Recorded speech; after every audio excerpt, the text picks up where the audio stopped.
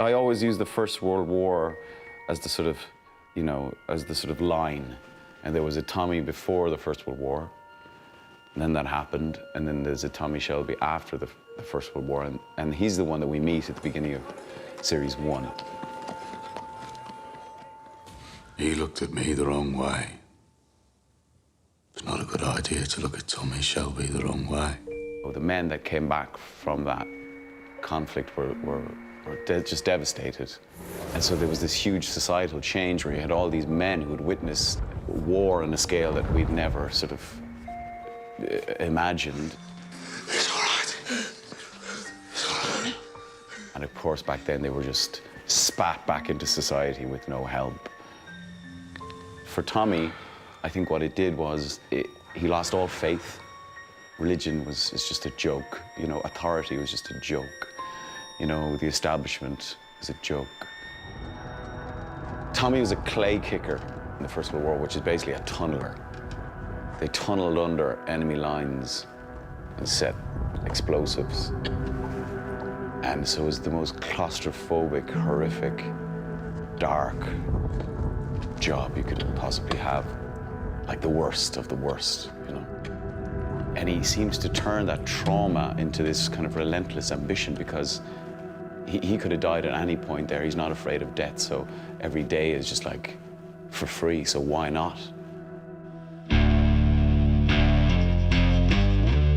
He's a fascinating character then because he's relentless and fearless.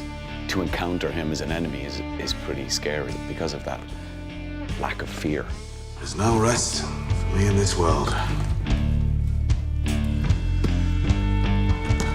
Perhaps in the next. Also, I think he's burdened with an intellect and trying to sort of move in the world of mere mortals who process stuff at a much slower pace. I think for Tommy is very, very frustrating. I think so that you don't have to. I think the way Tommy operates is the smart people make the decisions and the less smart people carry them out. And that seems to him to be the logical way of things. And in his eyes, Polly and him are the smart ones. They make the strategy, and it's carried out by the other members of the family. Don't you stay with us, you stay back. Let's go! I think the pre-war Tommy, he smiled a lot, he laughed a lot, he wanted to work with horses, he was very romantic. All of these things, you see scratches of them, throughout the show, and there's times when he feels like he's getting towards some sort of healing when he's with Grace, and then it's taken away again. And then he retreats back into that kind of shell emotionally. And even though what he does in all of the series, a lot of the actions are obviously morally completely at odds with what any of us would agree with.